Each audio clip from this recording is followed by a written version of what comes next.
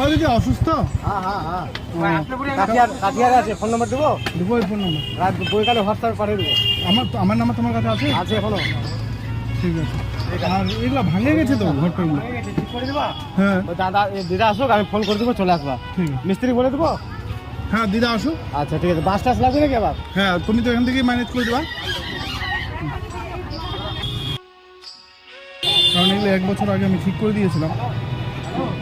ঘরেরও অবস্থা প্রচণ্ড খারাপ।